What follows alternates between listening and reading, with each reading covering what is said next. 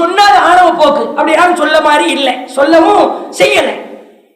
நாம அல்லாஹ்வுடைய திருப்திக்காக இந்த ஜமாத்துல இருக்கணும். சரிங்களா? ஒரு தர்பியா, ஒரு நல்லொழுக்க பயிற்சி. இது ஒரு போன்ல 10% சார்ஜ் இருக்குது, 1 மணி நேரம் சார்ஜ் ஏத்துனா எப்படி 70% ஆகுமோ, 2 மணி நேரம் சார்ஜ் ஏத்துனா எப்படி பேட்டரி ஃபுல் ஆகுமோ, அதுக்கு தான் இந்த தர்பியா. நம்ம உள்ளத்துல சார்ஜ் ஏத்துறதுக்கு தர்பியா. இந்த 70 சஹாபாக்களை கொன்ற செய்திகள்லாம் நீங்க கேள்விப்பட்டிருப்பீங்க. 70 பேர் கொல்லப்பட்டு நிக்கிறாங்க. அல் ஹராம் பின் மில்ஹான் என்ற தோழர் கடைசியா குத்தப்படுறாரு.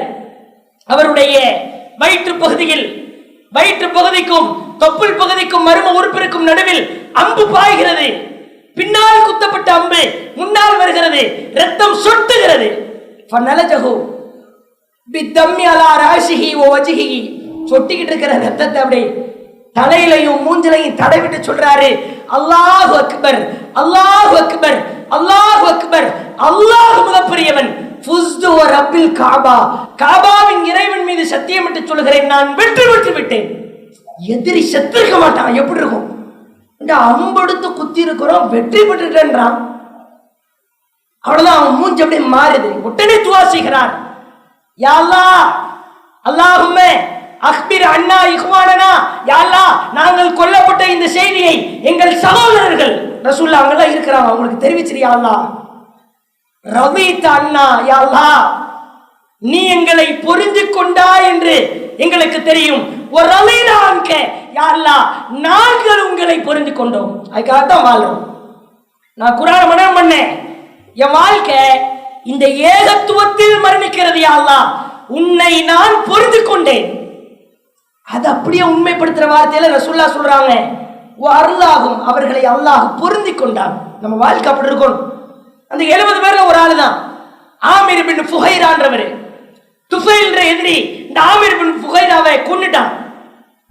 எதிரி வாயிலிருந்து கிடைக்கிற சர்டிபிகேட்டை பாருங்க, சுப்ஹானல்லாஹ். புகாரியில பதிவு செய்யப்பட்டிருக்கிற செய்தி. இந்த ஆமிர் பின் ஃபுஹைரா, இவர் பெயர் குர்ரா. குர்ஆன மனனம் செஞ்சவரு. இன்னைக்கு குர்ஆன் மொபைல்ல இருக்குது, பெட்டகமா இருக்குது, நாம மனனம் செய்யல, அதை எடுத்து படிக்க கூட நேரம் இல்லை. ஏன்னா வாட்ஸ்அப் பார்க்க வேண்டியது இருக்குது, ஃபேஸ்புக் பார்க்க வேண்டியது இருக்கு. நம்மளை குறை சொல்ல முடியுமா? ஃபேஸ்புக் லாஸ்ட் சீன் எப்போன்னு பாருங்க, தர்பியா வந்ததுனால டவர்லாம் கிடைக்காததுனால போய் நோட்டாம வந்திருப்போம். வாட்ஸ்அப் லாஸ்ட் சீன் எப்போ பாருங்க, 5 மினிட்ஸ் அகோன் இருக்கும். இன்ஸ்டாகிராம் லாஸ்ட் சீன் எப்போ பாருங்க, 10 மினிட்ஸ் அகோன் இருக்கும். குர்ஆன் லாஸ்ட் சீன் எப்போ பாருங்க, சென்ற ரமதான் இருக்கும். வாட்ஸ்அப்புக்கு 5 நிமிஷம் முன்னால நோண்ட தெரியுது. அடே இதே மொபைல்ல தான் வாட்ஸ்அப் இருக்குது, இதே மொபைல்ல தான் ஃபேஸ்புக் அப்ளிகேஷன் இருக்குது, இதே மொபைல்ல தான் குர்ஆன் அப்ளிகேஷன் இருக்குது. உன்னால டெய்லி வாட்ஸ்அப்பை வெத்தலை தடவுற மாதிரி தடவ முடியும்னா, ஃபேஸ்புக் தடவ முடியும்னா, குர்ஆன் எடுத்து படிக்க முடியாதா? அந்த லெவல்ல தான் இருக்கிறோம். அதுதான் தர்பியா. அந்த ஆமிர் இப்னு ஃபுஹைராவை துஃபைல் என்ற எதிரி கொன்று விட்டான். துஃபைல் பக்கத்தில் உள்ள ஆள்கிட்ட கேட்கிறான், இவர் யாரு? இவர் ஆமிர் இப்னு ஃபுஹைரா. அவரை பற்றி இந்த துஃபைல் என்ற நயவஞ்சக அயோக்கியன் சர்டிபிகேட் கொடுக்கிறான். ஹத்தா உதிய இல சமா, இவருடைய உடல் அப்படியே வானத்தை நோக்கி உயர்வதை நான் பார்க்கிறேன். லந்துரு இல சமா, வானத்தை நோக்கி உயர்ந்து செல்கிறது. எனக்கு ஆச்சரியமாக இருக்கிறது. பைனஹு வ பைனல் அர்ல், திரும்ப பூமியில வைக்கப்படுகிறது, திரும்ப வானத்தை நோக்கி உயர்த்தப்படுகிறது. சுபஹானல்லாஹ். ஒரு எதிரி வாயிலிருந்து அல்லாஹ் வரவழைக்கிற வார்த்தை. இந்த செய்தியை ரசூலுல்லாஹ் கேட்டவன சொன்னாங்க, ஆமிர் பின் ஃபுஹைரா அல்லாஹ்வுக்காகவே வாழ்ந்தார், அல்லாஹ்வுக்காகவே மரணித்தார், அல்லாஹ் அவரை புரிந்து கொண்டான். ஒரு எதிரி அவன் கண்ணுக்கு முன்னால ஒரு இறந்து போன ஜனாசாவை அப்படி அல்லாஹ் தூக்கி இறக்குறான். பாரா, இவரை யாரா கொன்னீங்க? இவர் யார் தெரியுமாடா? இவரையா நீங்க கொல்லக்கூடிய ஆளா இவரே? இந்த மாதிரி இருக்கணும் நம்ம வாழ்க்கை. ஒரு ஜமாத், ஒரு கட்டமைப்பு, இதுவெல்லாம் நம்மை வழிநடத்துகிற ஒரு தடம். ஆனால் நாம செய்கிற ஒவ்வொரு காரியமும், இப்ப தர்பியா நடத்திருக்கிறோம், சீன் போடுறதுக்கா, பந்தாவுக்கா, ஏய் பாத்தியா காட்டுல தர்பியா நடத்துற பாத்தியா அப்படின்னு சொல்றதுக்கா, அல்லாஹ்வுடைய திருப்திக்கு. வேற எதுக்கு வந்தோம்? அல்லாஹ்வுடைய திருப்திக்கு தானே வந்தோம். இதை கவனத்துல வைக்கணும். சயீத் பின் ஆமிர், உமர் ரலியல்லாஹு அன்ஹு ஆட்சி காலத்துல அவங்கள ஒரு இடத்துக்கு ஆட்சி பொறுப்பா அனுப்புறாங்க. பொதுவாகவே ஆட்சியாளர் என்ன செய்வாங்க, ஒவ்வொரு இடத்துக்கு ஒரு ஆளை பிரிச்சு அமைச்சிருவாங்க.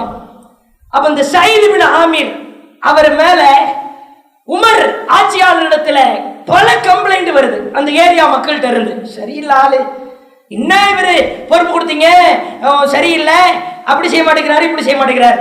உமர்கள் இல்லாம நெருப்பா இருப்பாங்க, அவங்க பேச மாட்டாங்க. எதுவும் தப்பு தண்டா நினைச்சுன்னா வாழ் தான் பேசும், வெட்டு ஒண்ணு துண்டு ரெண்டு தான். கூப்பிடு சயீத் இப்னு ஆமீர் என்றாங்க, அழைத்து வரப்படுகிறார். ஒவ்வொரு கேள்வி கணைகளை சயீத் இப்னு ஆமீர் என்ற அந்த ஆளுநரிடத்தில், பொறுப்பாளரிடத்தில் உமர் அவர்கள் கேட்கிறார்கள். கேட்ட அத்துணை கேள்வி சிக்ஸர், எல்லாத்துக்கும் பதில். உமர் கப்பு சிப்பு வாயடிச்சு போய் நிக்கிறாங்க. என்ன எல்லா கேள்விக்கும் பதில் சொல்றாரு. இறுதியா ஒரே ஒரு கேள்வி, எல்லாத்துக்கும் பதில் சொன்னீங்க சரி, ஆனா நீங்க இந்த மக்களுக்கு ஆட்சி செய்யும் போது, பொறுப்புகள்ல இருக்கும் போது திடீர்னு நீங்க மயக்கம் போட்டு கீழே விழுந்துடுறீங்களாம, அது என்ன காரணம், ஏன் அதை உங்க மேல ஒரு புகாரா வைக்கிறாங்க. அப்ப இந்த சயீத் இப்னு ஆமீர் சொல்கிறார், பத்ர் போர்க்களத்துல நான் இஸ்லாத்தை ஏற்காதவனாக இருந்தேன், ஆனால் இஸ்லாத்தின் மீது எனக்கு ஒரு பற்று இருந்தது. இஸ்லாம் தான் சரியான மார்க்கம் அப்படின்னு. பத்ர் போர்க்களத்திலே குபைப் என்ற ஒரு தோழர் எதிரிகளால் கைது செய்து அழைத்து விடப்பட்டார். அந்த மரணிக்கிறதுக்கு முன்னால 2 ரக்காத் தொழுவார் தெரியுமா, அந்த தோழர் குபைப். அவர் அழைத்து வரப்பட்டார். அவருடைய உடல் சங்கிலியால் பிணைக்கப்பட்டிருந்தது. இந்த தோழரை துண்டு துண்டாக, கை தனியா, கால் தனியா, உடல் தனியா, இப்படி எல்லாம் வெட்டி போட்டாங்க எதிரிகள். அப்பொழுது இஸ்லாத்தின் மீது எனக்கு ஒரு பற்று இருந்தது. அந்த பற்றை என்னால் வெளிப்படுத்த முடியவில்லை. இந்த குபைபை எதிரிகள் கொல்லும் பொழுது, அந்த அசத்தியவாதிகள் அந்த அசத்தியத்தை அரங்கேற்றும் பொழுது, அந்த அயோக்கியத்தனத்தை செய்யும் பொழுது என்னால் தடுத்து நிறுத்த முடியவில்லையே, அந்த நேரத்தில் என்னால் தடுத்து நிறுத்த முடியவில்லையே என்று நினைக்கும் பொழுதெல்லாம் என்னை அறியாமல் என் கண்களில் இருந்து கண்ணீர் கொட்டி நான் அந்த இடத்திலே மயக்கம் போட்டு கீழே விழுந்துருவேன் அப்படின்னு சொன்ன உடனே உமர் அழுகிறாங்க.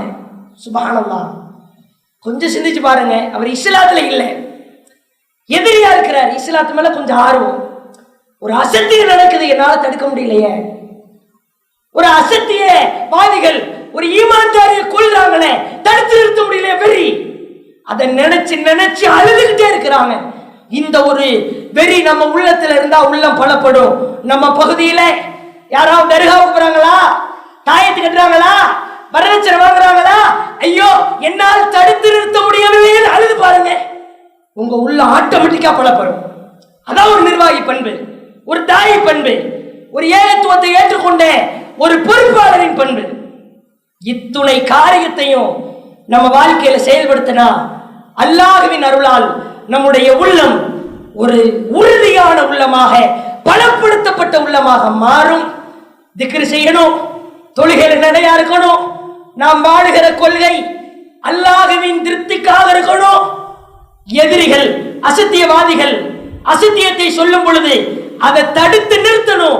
தடுத்து நிறுத்த முடியலையா, அதுக்காக கண்ணீர் விட்டு அழணும், களத்துல இறங்கணும். அதுக்கு தான் நம்ம ஜமாத், அதுக்கு தான் உங்களுக்கு தர்பியா. இன்ஷா அல்லாஹ் என் கிளையில ஒரு முஸ்லிம் விடாம, ஒரு முஸ்லிம் நபரை விட்டு விடாமல் அத்துணை பேரையும் நான் சந்திப்பேன். எல்லாத்தையும் தாவா செய்வேன். வாரத்துல ஒரு நாள் ஒதுக்குங்க தயவு செய்து. இப்படி எல்லாம் நாம் ஒரு ஏம் எடுக்கணும், ஒரு இலக்கை நோக்கி பயணிக்கணும். துவா செய்யுங்க, யா அல்லாஹ் என்னுடைய கிளையில என்னுடைய பகுதியில் உள்ள மக்கள் அசத்தியத்தில் இருந்தால் அவர்களுக்கெல்லாம் நீ நேர்வழி கொடு யா அல்லாஹ். என்னுடைய பகுதியை ஏகத்துவ பகுதியாக மாற்றியா அல்லாஹ். அல்லாஹ் ரப்பல் ஆலமீன் நம்முடைய உள்ளத்தை பலப்படுத்துகிற ஒரு நல் வாய்ப்பினை தருவானாக. அஸ்ஸலாமு அலைக்கும்.